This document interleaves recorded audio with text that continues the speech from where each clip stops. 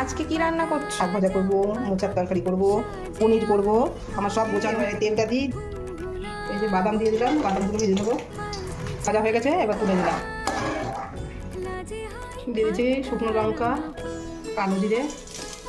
এবার শাকটাকে দিয়ে দিলাম, দিলাম একটু হলুদ দিলাম, কাঁচা লঙ্কাটা দিয়ে দিলাম। আগে থেকে ভেজে রাখা বাদামটা দিয়ে দিলাম, ওপর দিয়ে একটু পোস্ত দিয়ে দিলাম। একটু ঘি দেবে না? না, ঘি দেবো না শাকে। এই শাকটা নামিয়ে নিলাম, শাকটা আমার হয়ে গেছে। করবো মোচাটা করার জন্য আমি একটু তেল দিয়ে দিই, হয়ে গেছে। তেজপাতা, শুকনো লঙ্কা দিলাম তেলে, তোমাদের লবণ দুধ দিয়ে দিলাম। হালকা যখন লাল লাল ভাজা হবে তারপরে আলুটা তুলে নেবে? না, এর মধ্যে একবার মশলা টসলা দিয়ে কষিয়ে নেবো, নিয়ে তারপরে মোচা দিয়ে দেবো। আচ্ছা, কিন্তু তোমার ছেলে খেতে খুব ভালোবাসে তাই না? হ্যাঁ, ও মোচা তরকারিটা খুবই ভালো আছে। আলুটা ভাজা হয়ে গেছে, এবার আমি মশলাটা দেবো। মশলাতে কি দিয়েছো? এর মধ্যে আছে জিরে আছে, আদা আছে, লঙ্কা আছে, আর হালকা একটু গরম মশলা আছে। মশলাটা দিয়ে দিলাম।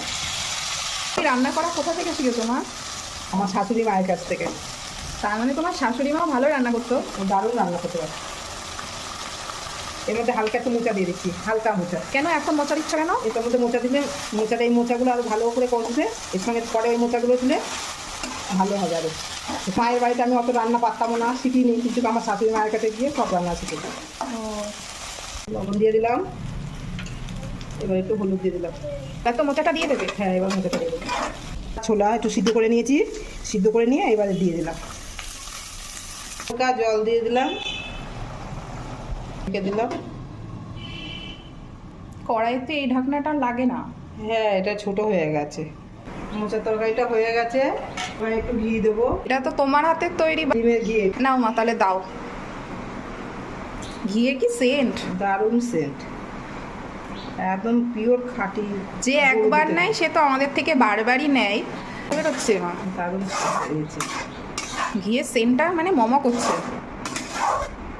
হালকা একটু গরম মশলা দিলে হতো, দেওয়া আছে। তাহলে হালকা একটু দিয়ে দাও, চিনি দিয়ে দিলাম। দেখ, ভুলেই গেছিলাম চিনিটা দেওয়ার কথা বলতে।